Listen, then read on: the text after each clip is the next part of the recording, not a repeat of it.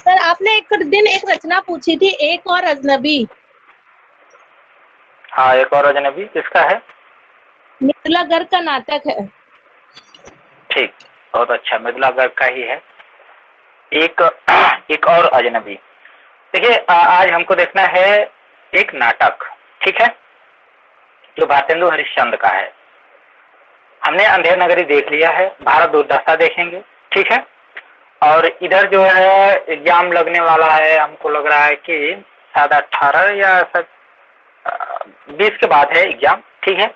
तो जब 20 के बाद है तो इधर हम सोच रहे हैं कि जो है जितने सिलेबस में जो रचनाएं लगी हैं उनको कवर किया जाए जितना से हो सके, ठीक है। तो क्यों ना बुक थोड़ा सा बंद करके जो जो ये दोपहर के टाइम में है, हम क्या कर दें, नाटक, उपन्यास, कहानी, इन सब चीजों को थोड़ा देख लिए एक नजर, कैसा रहेगा? हाँ सर ठीक है, नाटक हो जाता तो अच्छा रहता ना, निबंध नाटक। ठीक है, कुछ रचनाओं को हम लोग पकड़ते हैं, देखते हैं जहाँ तक वो ठीक है संभव हो सके। जी सर। तो आज एक नाटक देख रहे हैं, भारत दुर्दशा, ठीक है। जी sir. Radhe sir, Radhe Radhe sir. Radhe Radhe. Bharat दुर्दशा,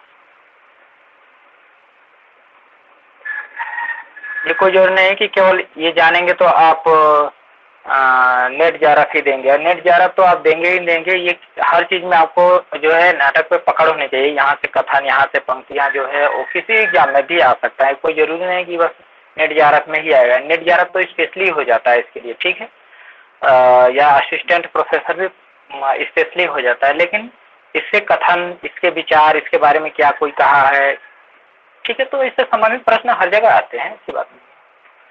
तो इनके दो नाटक जो है प्रसिद्ध हैं, एक तो अंधेर नगरी और एक भारत दुर्दशा। भारत दुर्दशा जो ये नाटक है, इसके रचनाकार जो है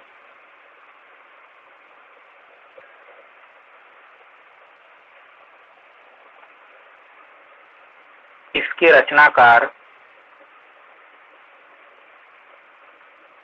इसके जो रचनाकार हैं भारतेंदु जी।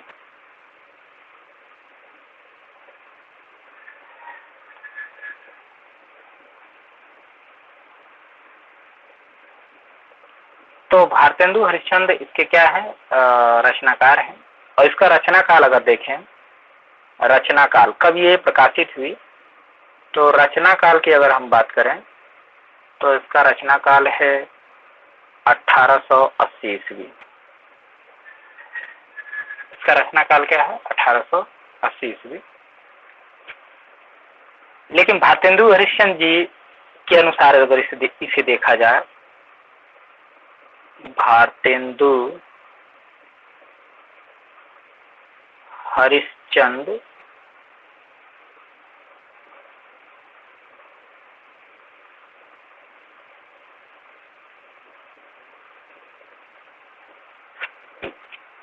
इसका समय, भारतेंदु हरिश्चंद्र के अनुसार इसका जो समय है वो क्या है, 1876 है, ठीक है, क्या है, 1876। तो भारतेंदु हरिश्चंद्र जी कहते हैं 1876 है, लेकिन ज्यादातर जो विद्वान हैं वो क्या मानते हैं, 1880, ठीक है, आपको यही मानना है। ये भारतेंदु हरिश्चंद्र के लिए है, इन्होंने इसका रचना काल जो है, कहने का मतलब कि लिखे थे, हो सकता है लिखे हों पहले, लेकिन जब प्रकाशन हुआ है तभी हमको क्या करना है, लेना है, ठीक है। तो इन्होंने ये इसका समय जो है 1876 मान रखे हैं। इस नाटक की अगर बात करें श्रेणी की, कैसा ये नाटक है, तो नाटक की अगर श्रेणी की बात करें, इसकी श्रेणी क्या है, तो जो इसकी श्रेणी है नाट्य रासक है।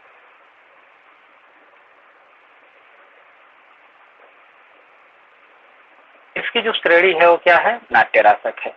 तो आपने देखा कि भारतेंदु हरिश्चंद्र ये नाटक भारतेंदु हरिश्चंद्र द्वारा लिखा गया, इसका समय 1880 है, ठीक है, अधिकांश विद्वानों के अनुसार 1880 है और 1880 ही आपको सही बताना भी है, लेकिन भारतेंदु जी इसका जो समय मानते हैं वो 1876 ईस्वी उन्होंने माना है।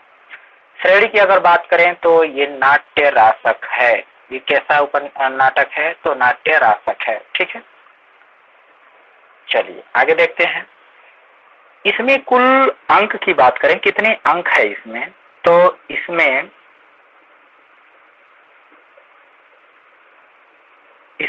कुल 6 अंक है।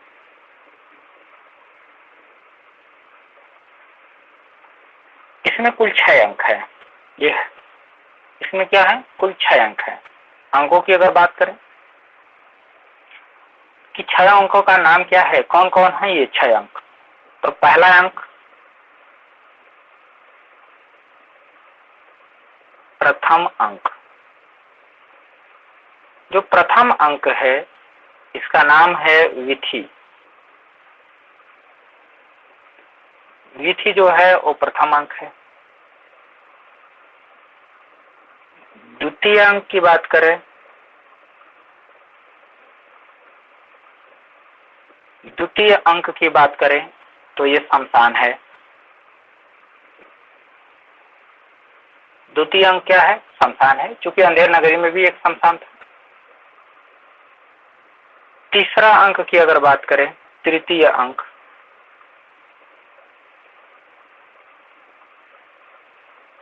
तो जो तृतीय अंक है वो है मैदान।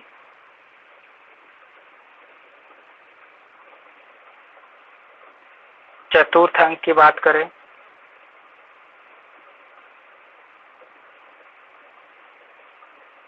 चतुर्थ अंक की अगर बात करें तो ये अंग्रेजी ढंग से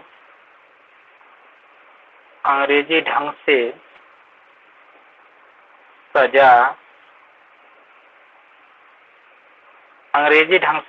हुआ कमरा, सजा हुआ कमरा। तो अंग्रेजी ढंग से सजा हुआ कमरा, ये चतुर्थ है। पंचम की अगर हम बात करें,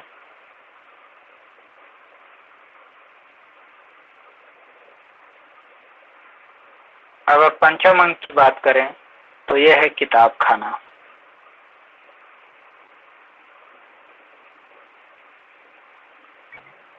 पंचम अंक क्या है इसका? किताब खाना है।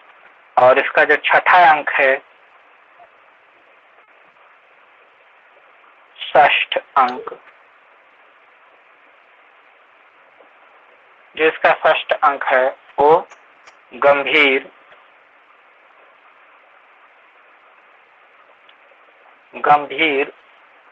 वन का मध्य भाग है।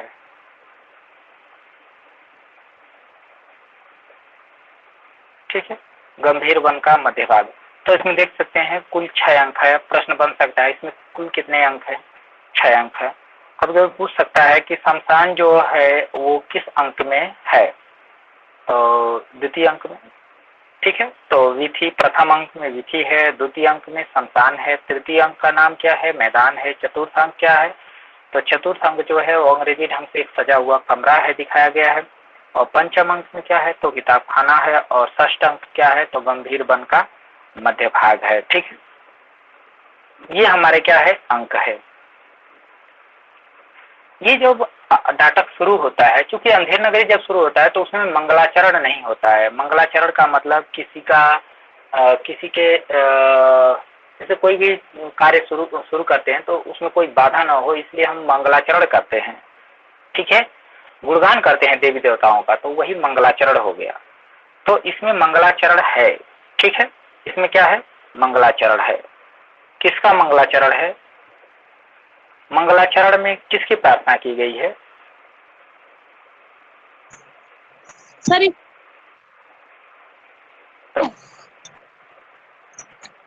चलिए लिख लेते हैं, कोई बात नहीं। भारत दुर्दशा नाटक का आरंभ लिखेंगे। भारत दुर्दशा नाटक का, नीचे लिखिए, भारत दुर्दशा नाटक का आरंभ मंगलाचरण से होता है। किससे होता है? मंगलाचरण मंगलाचरण से होता है। मंगलाचरण के रूप में कलयुग की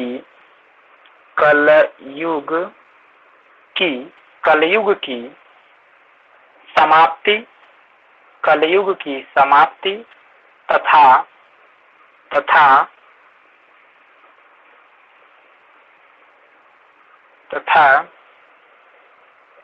एक मिनट रुके रहेंगे। कलयुग की समाप्ति तथा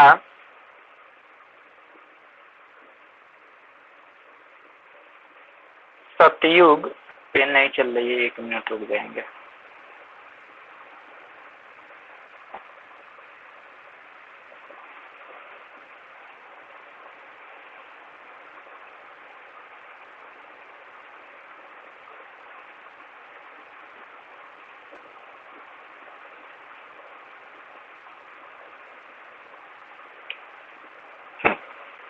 तो कलयुग की समाप्ति तथा सतयुग की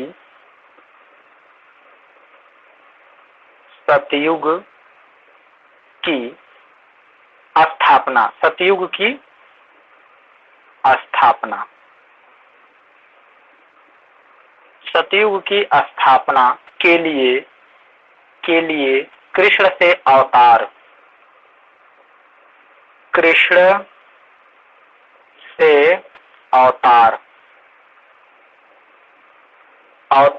लेने की प्रार्थना की गई है। जो भारत दुर्दशा है, भारत की दुर्दशा अंग्रेजों की वजह से बहुत खराब हो गई थी। तो भारतेंदु हरिश्चंद्र ने जब ये नाटक लिखा भारत दुर्दशा, तो उसमें सबसे पहले जो है मंगलाचरण किए हैं। और इस मंगलाचरण में जो है इस कलयुग चल रहा है, जिसमें अंग्रेजों का शासन है, लोग जो है मर रहे हैं, लूटा जा रहा है, घसीटा जा रहा है। तो ये कलयुग को कह रहे हैं कि इसकी समाप्ति हो जाए, ठीक है, और सतयुग की स्थापना करें। तो इसके लिए वो कृष्ण से कहते हैं कि आप ऐसा करिए, आप धरती पर अवतार लेकर के आइए, ठीक है। तो ये मंगलाचरण के रूप में ये कथन है, ठीक है। यानी मंगलाचरण में अगर पूछे जाए तो किसका स्तुति है, तो आप कह सकते हैं कि श्री कृष्ण को अवतार लेने के लिए कहा गया है, यानी श्री कृष्ण का। बात अगले करें, इसमें जो पात्र हैं उनकी अगर हम बात करें तो भारत दुर्दशा नाटक के प्रमुख पात्र, यहाँ लिखेंगे भारत दुर्दशा नाटक के पात्र।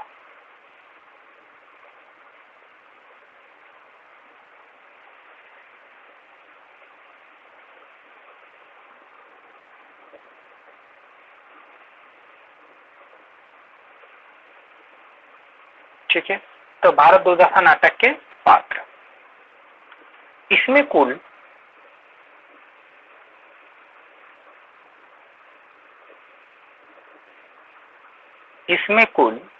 कितने पात्र हैं? इसमें कुल 19 पात्र हैं। इसमें कुल 19 पात्र हैं, ठीक है। इसमें कुल कितने पात्र हैं? 19 पात्र हैं। चलिए फर्स्ट पात्र के बारे में लिखते हैं, कौन कौन है इसमें। तो ये जो पात्र हैं 19 पात्र हैं, तो 19 पात्रों को हमको देखना पड़ेगा। तो जो प्रथम अंक है, एक नंबर हम लगा दिया, मतलब इसका क्या है, ये प्रथम अंक है, ठीक है। तो प्रथम अंक में अंक वाइज देख सकते हैं। तो प्रथम अंक में कौन है? तो प्रथम अंक में जो पात्र आता है वो योगी आता है। कौन आता है? योगी। प्रथम अंक में जो पात्र आता है वो योगी है। अगर द्वितीय अंक की बात करें तो द्वितीय अंक में कौन सा पात्र है? द्वितीय अंक में जो पात्र है वो है भारत, बेचारा भारत है।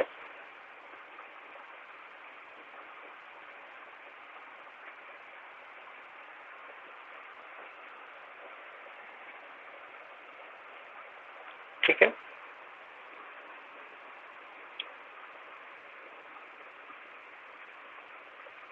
तो भारत है और निर्लज्जता है, इस पात्र का नाम है।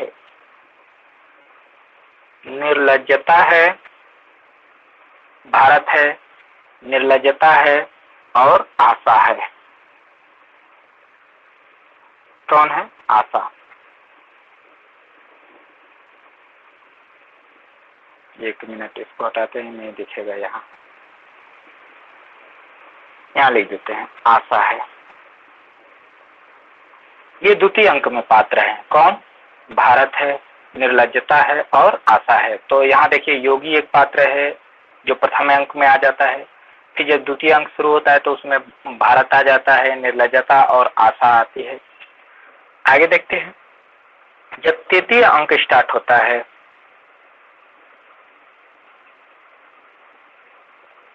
जब तृतीय अंक आता है तो इसमें आते हैं, भारत तो हो ही गया है, प्रथम अंक में ही आ गया है, तो अब बार बार उसको नहीं लिखा जाएगा, छोड़ देते हैं, ठीक है। तो भारत दुर्देव जो नया आता है उसको केवल भारत दुर्देव।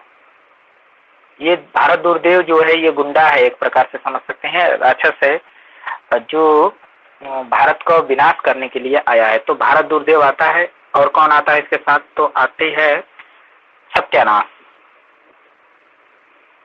सत्यानाश ये जब आता है तो सब कुछ लेकर के आता है। देखिए एक पात्र सत्यानाश को भी लेकर के आता है, और किसको आता है? फौजदार है, और ये चाहता क्या है? ये चाहता है भारत का विनाश कर देना। तो चतुर्थ अंक में देखेंगे, ये चाहता है पूरे भारत को क्या कर देना? विनाश कर देना, नष्ट कर देना, इसको रोग आलस्य से क्या कर देना। तो ये और कुछ इसके पात्र, इसके सहयोगी आते हैं। भारत दुर्देव के जो सहयोगी हैं वो कौन कौन है? तो रोग है, रोग है, कौन है? रोग है, ठीक है, आलस्य है, ये यही सब लेकर के आता है ताकि भारत जो है खाए बिना मर जाए, ठीक है। तो रोग लेकर के आता है, आलस्य लेकर के आता है, मदिरा लेकर के आता है। तो मदिरा भी पात्र है, रोग पात्र है, आलस्य पात्र है, मदिरा पात्र है, और क्या है? अंधकार भी इसका पात्र है। तो अंधकार भी इसका क्या है? पात्र है, ठीक है। अब देखते हैं, ये चौथा है, यह 3 लिखा गया है, चौथा है। पांचवे की बात करें, यानी पंचम अंक,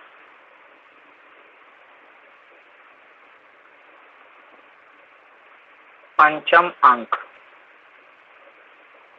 तो पंचम अंक की अगर हम बात करें तो इसमें 7 सभ्य जनों की कमेटी आती है। किसकी आती है? 7 सभ्य जनों की कमेटी, ये भी एक पात्र है अपने आप में। तो सभ्य 7 जनों की क्या है?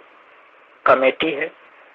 और लास्ट अंक इसका जो आता है, षष्ठ अंक,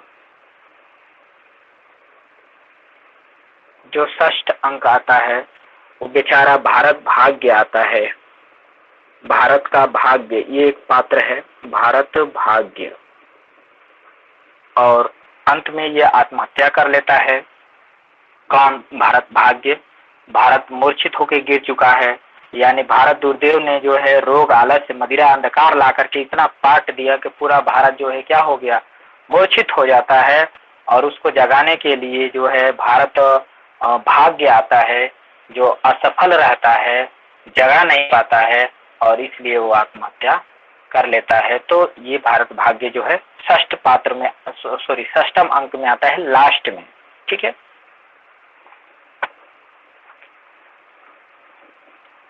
अब भारत दुर्दशा नाटक का वर्ण विषय देख लें कि इसमें क्या वर्णन है, किस चीज का वर्णन है, ठीक है। हमने पात्र देख लिए कि इतने सारे पात्र हैं, ठीक है। कितने? तो प्रथम में देखा कि योगी है, फिर देखा भारत है, फिर निर्लज्जता है, फिर आशा है, फिर भारत दुर्देव है, सत्यानाश है, फौजदार है, रोग है, आलस्य है, मदिरा है, अंधकार है, और सात सभ्य जनों के जो एक कमेटी बनी है वो है, और लास्ट में जो है भारत भाग्य आता ही है। Hello sir. ठीक है, हाँ हेलो सर। सर एक एक पात्र आता है डिसलॉयल्टी, वो किसमें है? क्या हुआ? आवाज आपकी टाइप कर दीजिए, आवाज नहीं आ पा रही है क्लियर आप लोगों की। आप चैट कर दीजिए, हम यहाँ देख लेंगे उसको। पात्र है, पात्र कौन सा पात्र छोटा है? तो देखिए 19 गिनी काउंट करिए, देखिए 19 हो जाते हैं क्या? नहीं होते होंगे तो कोई बात नहीं है, एक दो पात्र छूट सकते हैं। 19 है सर ये।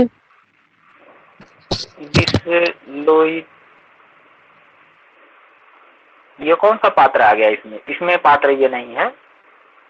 आप लोग इसमें काउंट कर, सॉरी क्या बोलते हैं, देवनागरी लिपि का प्रयोग करते तो अच्छा रहता, थोड़ा मुझे भी समझ में आता।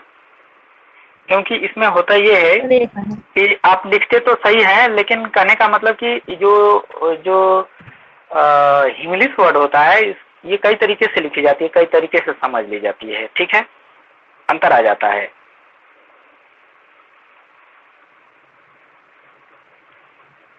ये इसमें पात्र नहीं है। ठीक है, इतने ही पात्र हैं इसमें।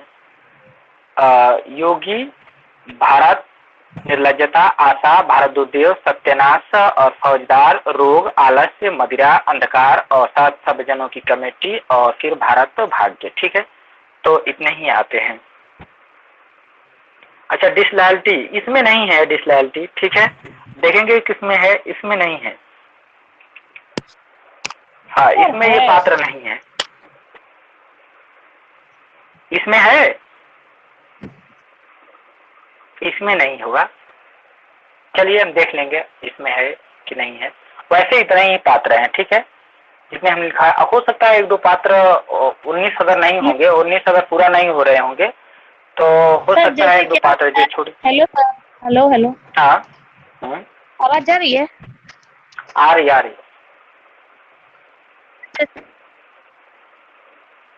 कभी वचन सुधा का जिक्र किया गया है भारत दुर्दशा में, भारत दुर्दशा में क्या तो हुआ है? शायद वो डिसलॉयल्टी ही बोलते। पत्रिका है जो भारतीय गुरु जी की, उसका जिक्र किया गया है। अच्छा एक मिनट, ये हो सकता है ये सात सभ्य जनों की जो कमेटी बनती है तो इसमें हो सकता है हो। ठीक है, बात समझ रहे हैं? ये जो सात सभ्य जनों की कमेटी आ रही है, काउंट करिए कितने हो रहे हैं। 1 2 3 4 5 6 7 8 9 10 11 12। तो ये जो सात सभ्य जनों की कमेटी है इसमें हो सकता है कि वो हो। ठीक है, बात समझ में आ रहा है? तो आपसे जो प्रश्न बनेगा वो ये जो सात जो सभ्य लोग हैं, यहाँ से इनमें से नहीं, ज्यादा फोकस आपको इसमें पूछेगा। भारत, निर्लज्जता, आशा, ये जो है नायक है। भारत क्या है? भारत तो इसका नायक है। तो भारत, निर्लज्जता, आशा, इन्हीं सब में से आपको प्रश्न बनाएगा। ठीक है,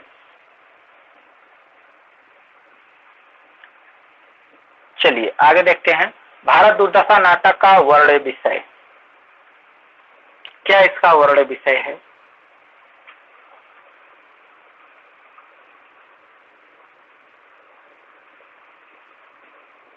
भारत दुर्दशा। भारत दुर्दशा नाटक का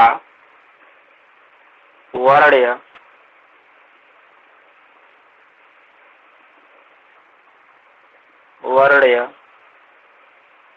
विषय। वर्ण विषय इसमें क्या है?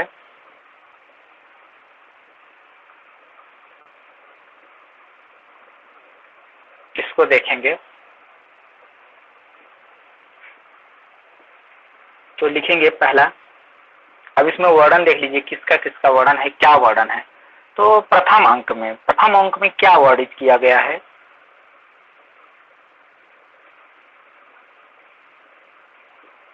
तो थोड़ा थोड़ा इसका सार देख लेते हैं, मतलब क्या है इसमें। प्रथम अंक में क्या है, दूसरी अंक में क्या है, तृतीय अंक में क्या है। हमने तो प्रथम अंक का पात्र जान लिया कि योगी है। ठीक है, और उसका जो नाम है, जो प्रथम अंक का जो नाम है बिथी नाम दिया गया है। ठीक है, तो इसके अंतर्गत है क्या, तो लिखेंगे प्रथम अंक में भारत के प्राचीन गौरव के, प्रथम अंक में भारत के प्राचीन गौरव के वर्णन के साथ, प्रथम अंक में भारत के प्राचीन गौरव के वर्णन के साथ साथ वर्तमान दयनीय दशा का वर्णन भी है। वर्तमान दयनीय दशा का वर्णन भी है।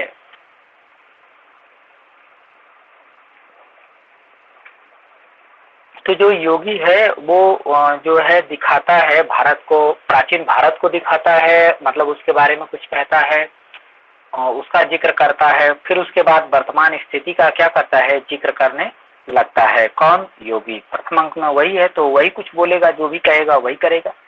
ठीक है,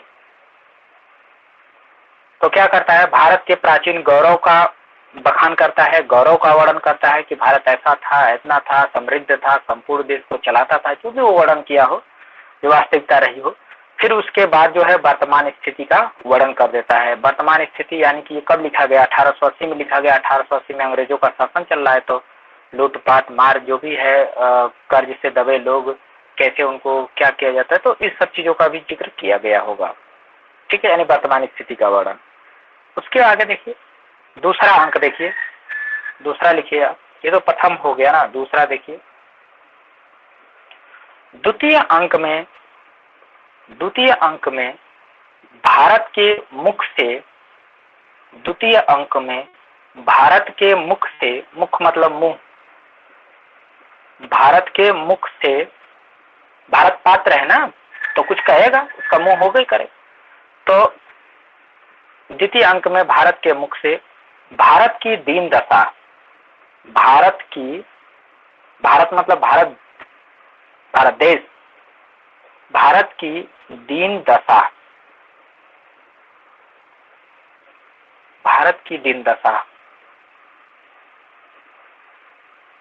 भारत के पराधीन होने, भारत के पराधीन होने, पराधीन मतलब दूसरे के अधीन हो जाना, अंग्रेजों के अधीन हो गया ना, भारत के पराधीन होने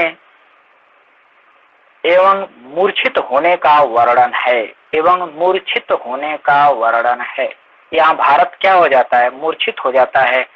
क्यों मूर्छित हो जाता है, तो भारत जो है दीन दशा, अपनी दीन दशा का वर्णन जिक्र करता है, गरीबी का जिक्र करता है, दयनीय स्थिति को प्रकट करता है। फिर और बताता है कि मैं दूसरों के पराधीन हूँ, यानी दूसरे के अधीन में चल रहा हूँ। तो इन सब चीजों की वजह से जो है वर्णन करके, जिक्र करके, और वो क्या हो जाता है, मूर्छित हो जाता है। कौन मूर्छित हो जाता है? भारत। दूसरे में क्या हो जाता है, दूसरे अंक में भारत मूर्छित हो जाता है। तृतीय अंक की बात करें, तृतीय अंक, तृतीय अंक जब भारत दुर्देव आता है, और उसका जिक्र है इसमें। तृतीय अंक में भारत दुर्देव का आगमन, तृतीय अंक में क्या होगा, भारत दुर्देव आएगा। तो तृतीय अंक में भारत दुर्देव का आगमन तथा उसके द्वारा अकाल।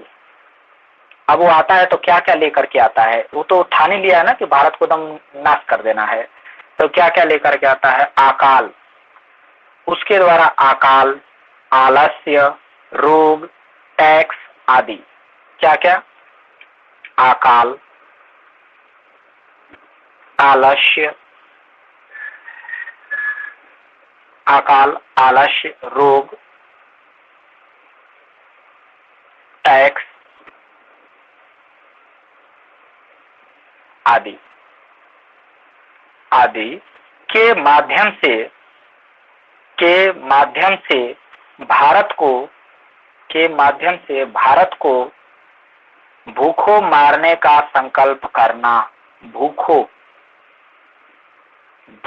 मारने का संकल्प करना, के माध्यम से भारत को भूखों मारने का संकल्प करना। तो यहाँ पर तृतीय अंक में भारत दुर्देव जो है अकाल के द्वारा, यानी सूखा पड़ जाए, अकाल हो जाए, ऐसी स्थिति कर दो कि चारों ओर अकाल ही पड़ जाए, तो पड़ सकता है, इसको लेकर के आता है।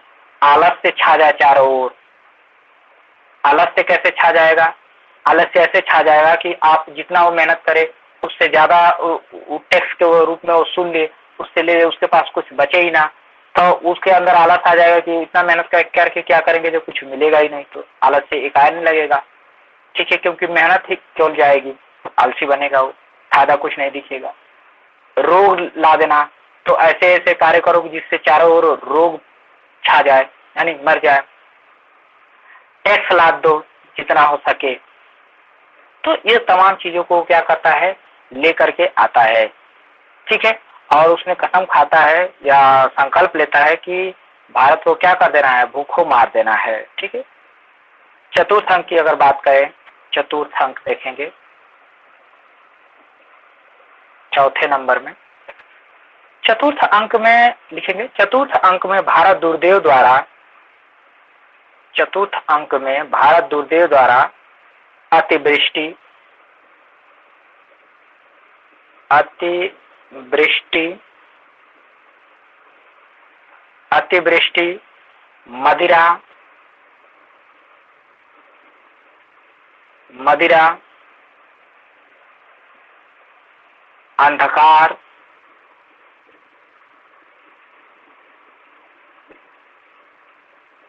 अंधकार आदि के माध्यम से, आदि के माध्यम से भारत की स्थिति बिगाड़ने का प्रयास करना।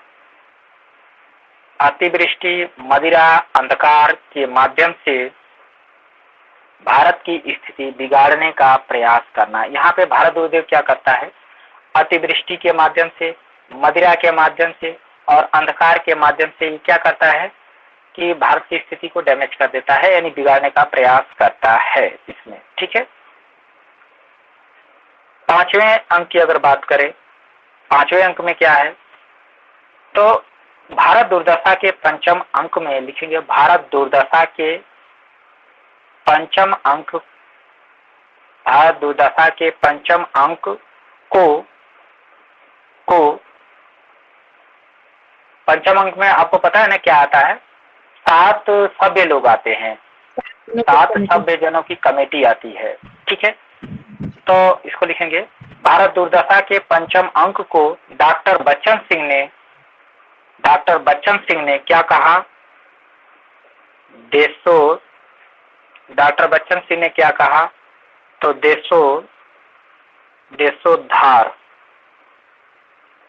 देशोद्धार का अंक कहा है। तो डॉक्टर बच्चन सिंह ने पांचवें अंक को यानी पंचम अंक को क्या नाम दिया, देशोद्धार का अंक। ठीक है, तो डॉक्टर बच्चन सिंह ने भारत दुर्दशा के पंचम अंक को देशोद्धार का अंक कहा है। इसमें है क्या, तो लिखेंगे, इस अंक में सभापति बंगाली, इस अंक में सभापति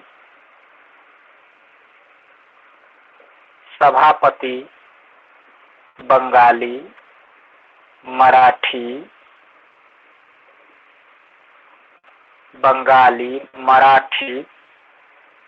संपादक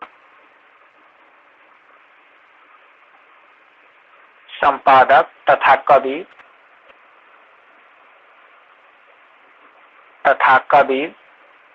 भारत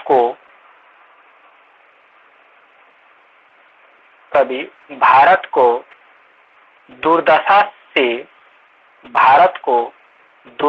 से छुटकारा दिलाने का प्रयास करते हैं। भारत को दुर्दशा से छुटकारा दिलाने का प्रयास करते हैं।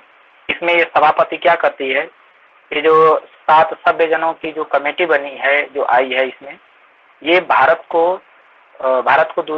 की दुर्दशा से उबारने का प्रयास करते हैं। ठीक है, पंचम में।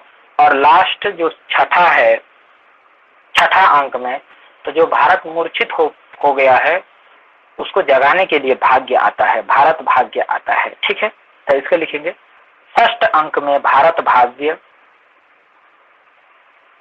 षष्ठ अंक में भारत भाग्य, मूर्छित भारत को जगाने का प्रयास करता है। षष्ठ अंक में भारत भाग्य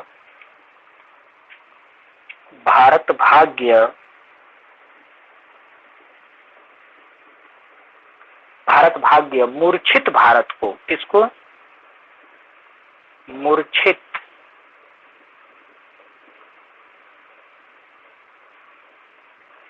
तो मूर्छित भारत को जगाने का प्रयास करता है।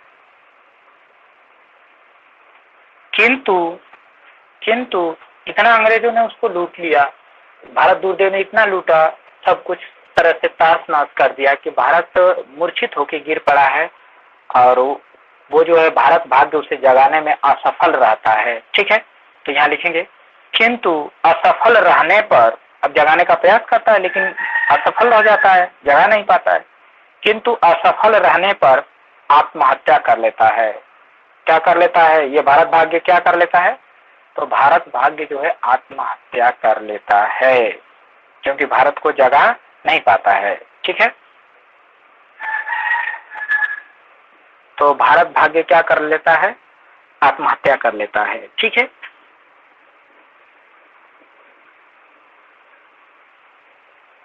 भारत दुर्दशा नाटक के प्रमुख गीत की अगर बात करें, इसमें गीत भी हैं, जैसे आधेड़ नगरी में गीत थे, भारत दुर्दशा नाटक में भी गीत है। ठीक है, भारत दुर्दशा नाटक के प्रमुख गीत। ठीक है, तो यहाँ लिखेंगे कुल गीत जो है, कुल गीत कितने हैं? तो 8 हैं। कुल गीत कितने हैं?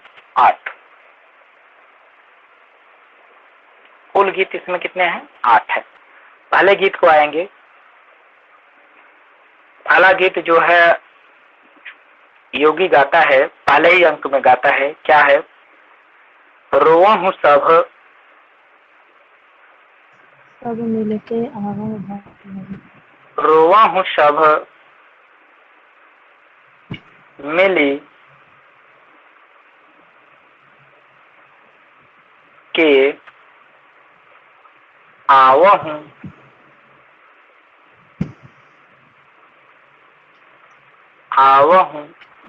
भारत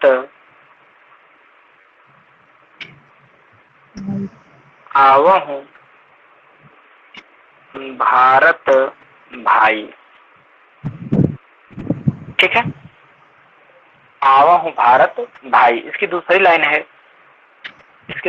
है, हाँ ये ऊपर चंद्रबिंदी नहीं लगाएंगे, गलत हो जाएगा। ठीक है, भारत दुर्दशा न देखी जाए। हाँ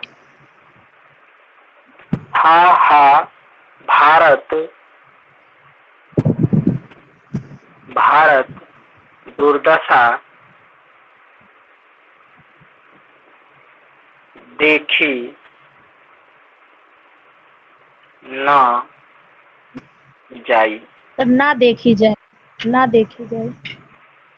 अच्छा, ना देखी जाई, देखी न जाई। अच्छा, चलिए ठीक है, कोई बात नहीं, लिख लीजिए चाहे जैसे हो। न देखी जाई, हाँ ऐसे ही कर लीजिए, न को आगे कर लीजिए। ठीक है, बाबू फिर इसको काट दीजिए, यहाँ कर लीजिए। हाँ, दुर्दशा न देखी जाई, तो रोवा हूँ सब मिलके आवा हूँ भारत भाई, हा भारत दुर्दशा न देखी जाई। ये कौन गाता है? तो यहाँ नीचे लिखेंगे योगी है ना। कौन है वो?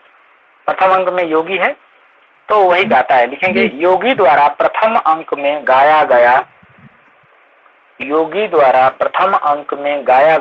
लावनी एक छंद है, गाया गया लावनी गीत है। ठीक है, योगी द्वारा प्रथम अंक में गाया गया लावनी गीत है। तो भारतेंदु जी का तो है ये है, लेकिन इस नाटक में कौन गाया है? तो योगी ने गाया। ठीक है, ये पंक्ति पूछी भी जाती है, बहुत पूछी जाती है कि किसकी है। ठीक है, तो ये भातेंदु हरिश्चंद्र की है। चलते हैं अगले गीत। कोऊ नहीं पकड़त, दूसरी जो गीत है उसको देखें। कोऊ नहीं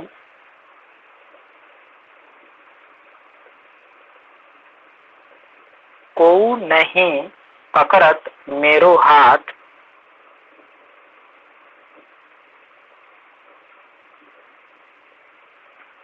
कोऊ नहीं पकड़त मेरो हाथ, सब विधि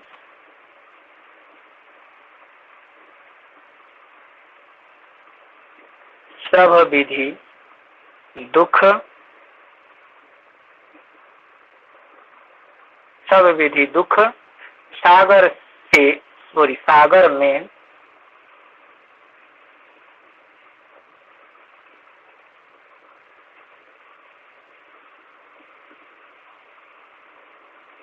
में डूबत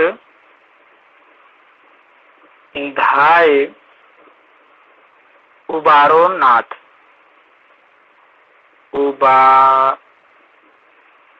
उबारो नाथ। तो ये इनकी एक पंक्ति आती है कि कोऊ नहीं पकड़त मेरो हाथ, सब विधि दुख सागर में डूबत धाई उबारो नाथ। ये जो भारत है, दूसरे अंक में भारत बेचारा जब है अपने दुखों को जब मूर्छित हो जाता है तो बहुत सारी चीजें कहता है और बता करके जो है यहाँ पे मूर्छित हो जाता है। ठीक है, तो वही गाता है। तो लिखेंगे द्वितीय अंक में भारत द्वारा गाया गया गीत है। द्वितीय अंक में ये कौन गाता है? भारत गाता है।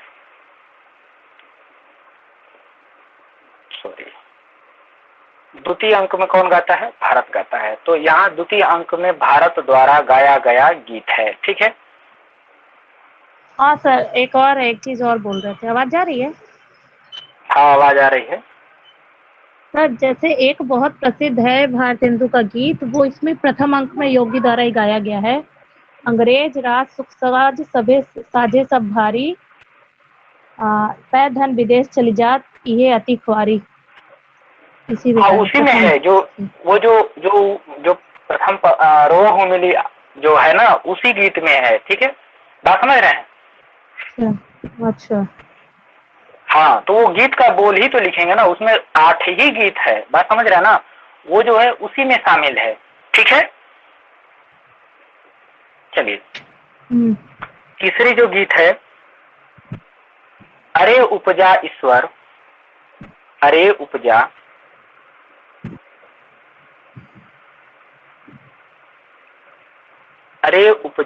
ईश्वर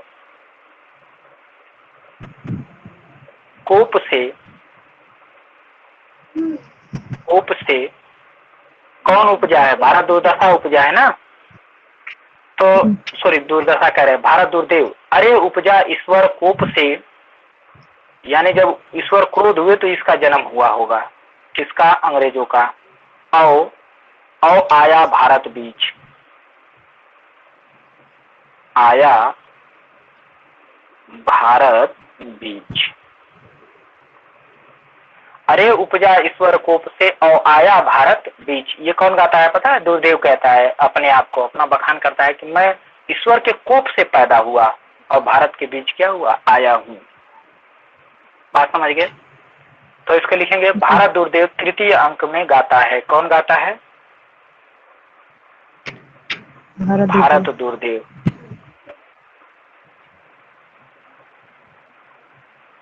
भारत दुर्देव गाता है और तृतीय अंक में गाता है। ठीक है,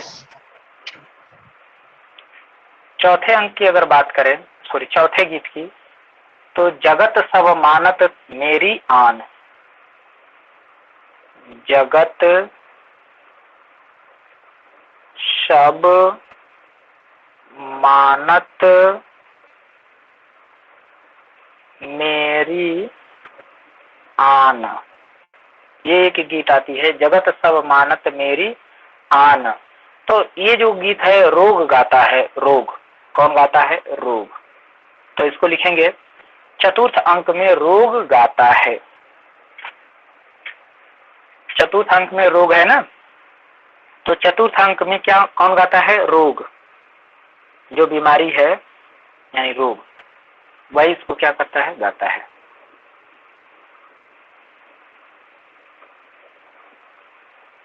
पांचवें गीत की अगर हम बात करें तो पांचवा जो गीत है, मदवा पीले बादल जौवन। मदवा, मदवा मतलब मदिरा, तो इसको मदिरा ही गाएगा। मदवा पीले बादल जौवन,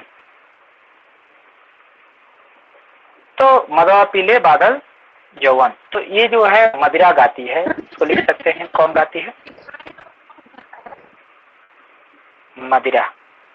मदिरा गाती है, चतुर्थ अंक में मदिरा गाती है, या मदिरा चतुर्थ अंक में गाती है। ठीक है, तो मदिरा भी है चतुर्थ अंक में, तो ये भी वहां पे क्या करती है? गाती है। अब चलते हैं, 5 हो गया, अभी 3 गीत और हैं। 6 नंबर की जो गीत है, जय जय कलयुग राज की। जय जय कलयुग राज की, जय जय कलयुग राज की। ठीक है, इस गीत को जो है अंधकार गाता है। कौन गाता है? अंधकार। अंधकार किस अंक में है? तो चतुर्थ अंक में है। चौथे। चतुर्थ अंक, हाँ, तो चतुर्थ अंक में, तो वो चतुर्थ अंक में ही गाएगा। लिखेंगे अंधकार चतुर्थ अंक में, या चतुर्थ अंक में अंधकार गाता है। ठीक है, अंधकार द्वारा चतुर्थ अंक में गाया जाता है, ऐसे भी कर सकते हैं, जैसे भी लिख लीजिए। ये गीत कौन गाता है? अंधकार। अंधकार कायम, अंधेरा कायम रहेगा, जैसे आता है ना, ये गुणगान करता है किसका? कलयुग का। ठीक है, और देखेंगे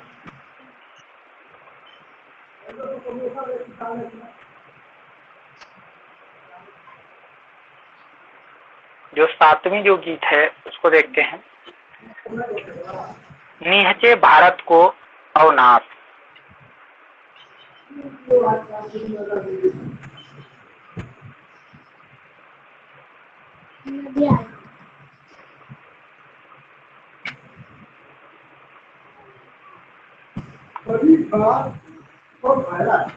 ठीक है, निहचे भारत को अवनाश, ये जो गीत गाता है वो बैतालिक गाता है। तो लिखेंगे चतुर्थ अंक में बैतालिक। बैतालिक इसमें क्या है? पात्र नहीं है। ठीक है, मतलब ये बैतालिक गान है, तो इसको लिख सकते हैं चतुर्थ अंक में वैतालिक गान है।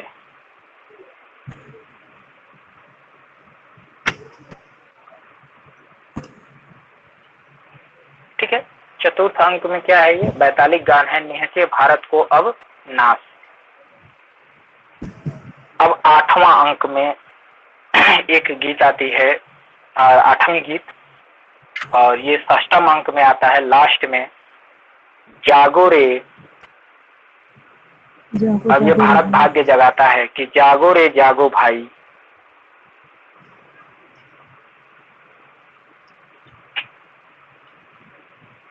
जागो रे जागो भाई, तो यहाँ लिखेंगे 6ष्ठ अंक में, 6ष्ठ अंक में भारत भाग्य गाता है। कौन गाएगा इसे?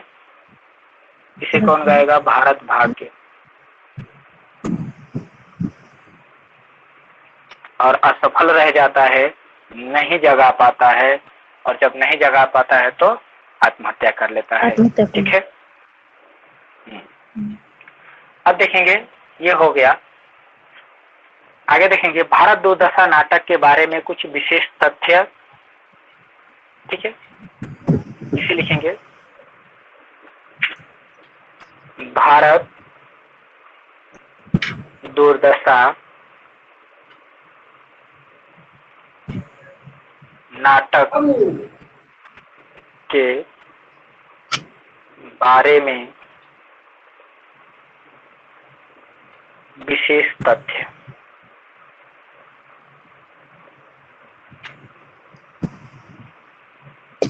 ठीक है, तो विशेष तथ्य यहाँ पे देखेंगे। पहला तथ्य, भारत दुर्दशा एक प्रतीकात्मक नाटक है। ये विशेषता है, इसकी विशेष तथ्य है, ये आप देखिए। कि भारत दुर्दशा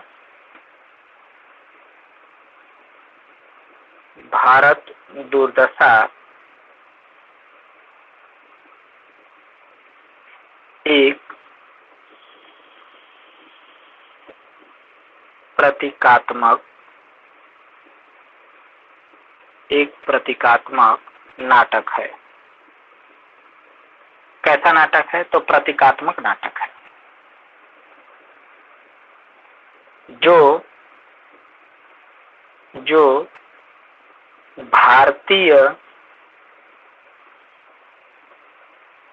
भारतीय जनता को संबोधित है।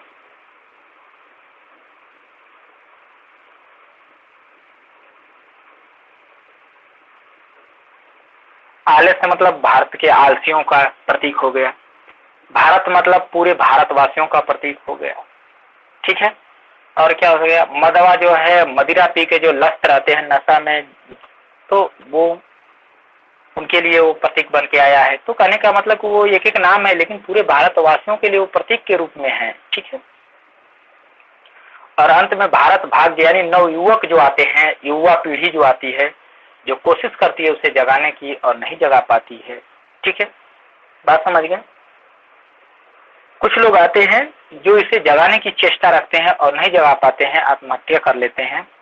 चंद्रशेखर आजाद जैसे व्यक्ति आत्महत्या कर लेता है, वो वैसे लोगों का प्रतीक हो जाता है। कौन? भारत भाग्य। ठीक है, कि न जगाने पे क्या हो जाता है? आत्महत्या कर लेता है। अब देखेंगे दूसरा, डॉक्टर बच्चन सिंह ने इसे समस्या नाटक कहा है। डॉक्टर बच्चन सिंह ने इसे क्या कहा? समस्या नाटक कहा।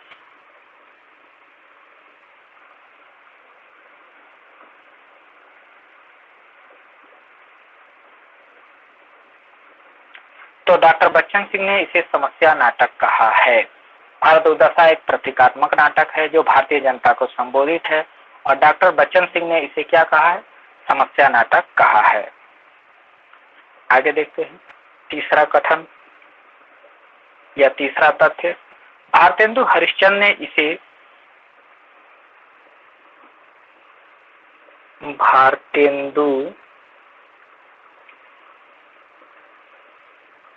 हरिश्चंद्र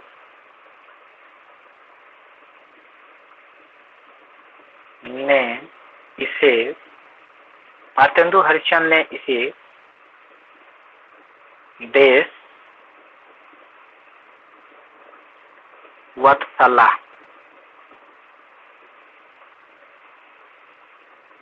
देश वत्सला नाटक कहा है।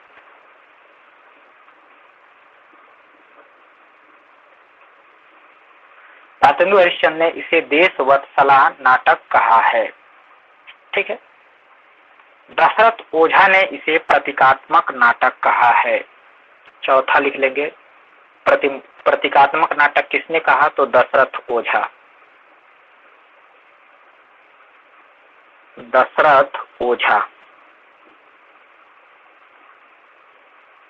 ने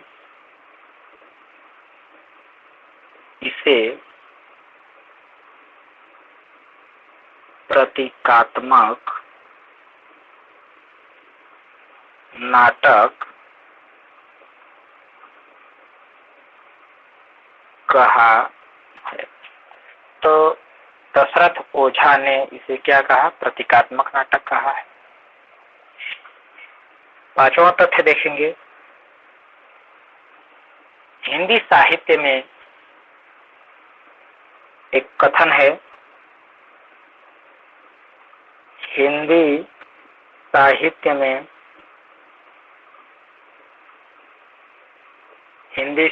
में राष्ट्रीय भावना का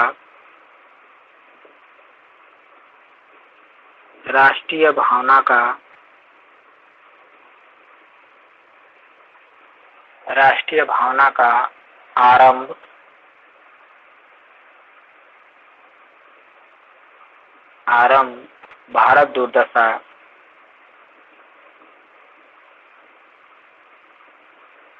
भारत दुर्दशा नाटक से होता है।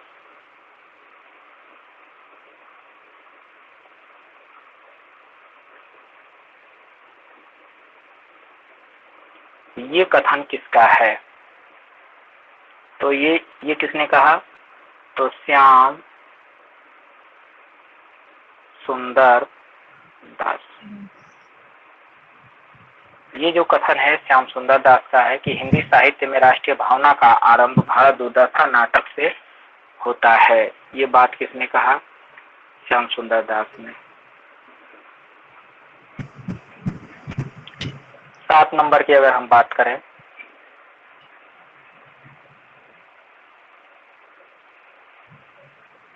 क्या नंबर हो गया? अच्छा 5 नंबर नहीं हुआ क्या? ये 5 नंबर है और ये सब 6 नंबर होगा। ठीक है, हाँ 6 नंबर देखेंगे। भारत दुर्दशा पुनर्जागरण का नाटक है। ये किसी ने कहा है, ये भी कथन है कि डॉक्टर नागेंद्र का भारत दुर्दशा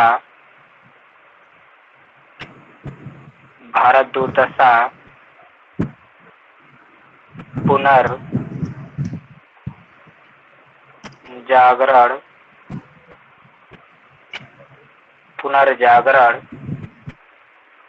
का नाटक है। ये कथन किसका है? तो ये कथन रामविलास शर्मा का है।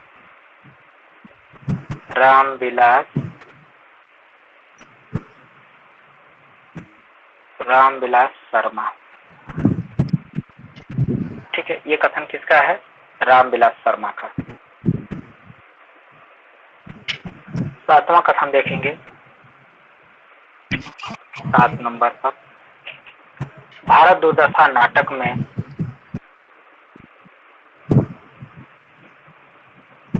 भारत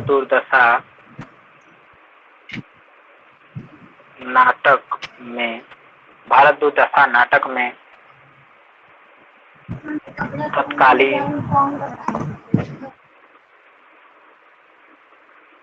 तत्कालीन युग बोध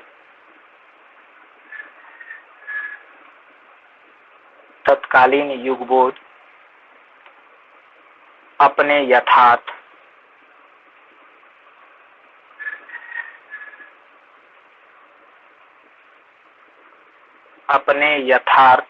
रूप में चित्रित हुआ है।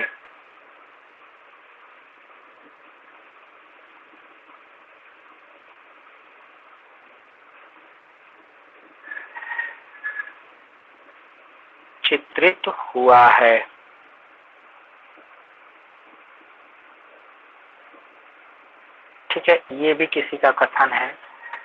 ठीक है, ये कथन किसका है? तो राम स्वरूप चतुर्वेदी। किसका है? राम स्वरूप चतुर्वेदी, जिनकी बुक आप पढ़ रहे थे इसी टाइम में। ठीक है, ब्रेक कर गई है आज। तो राम स्वरूप चतुर्वेदी के बुक में ये कथन आपको मिलेगा। 8 नंबर देखेंगे। भारत दुर्दशा नाटक में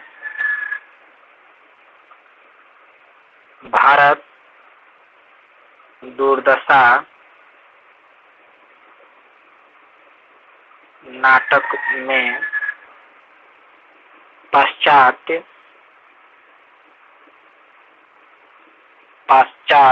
नाट्य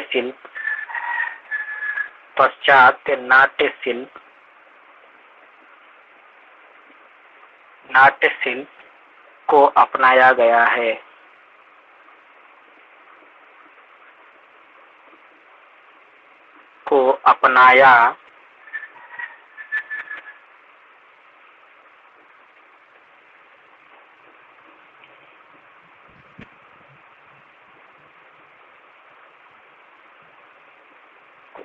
अपनाया गया। ये भी कथन है किसी का। तो ये कथन है डॉक्टर गोपीनाथ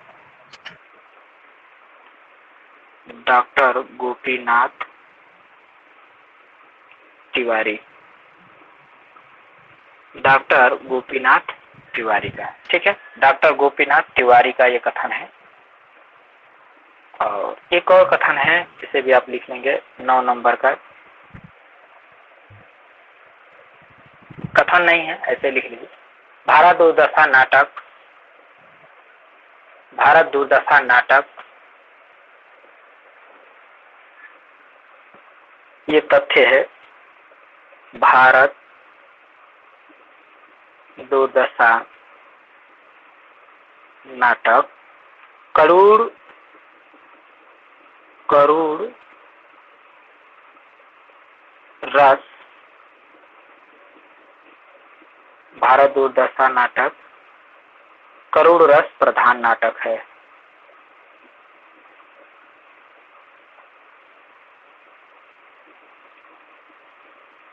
ठीक है, तो भारत दुर्दशा नाटक जो है करोड़ रस प्रधान नाटक है। तो इस प्रकार से हमारा जो है भारत दुर्दशा नाटक जो है समाप्त होता है। ठीक है, बात समझ में आया? भारत दुर्दशा हमारा नाटक क्या हुआ, यहाँ पे समाप्त होता है। और जो अगला नाटक होगा वो होगा चंद्रगुप्त का। ठीक है, जयशंकर प्रसाद का चंद्रगुप्त नाटक। तो हम यहीं पे आज का क्लास जो है नाटक की छोड़ते हैं। टाइम देख लेंगे, टाइम अभी है। ठीक है, ठीक है, तो इसको हम नाटक समाप्त हो गया। हाँ, नाटक समाप्त हो गया। ठीक है, कीजिए, अभी तो 4 कराएंगे ना।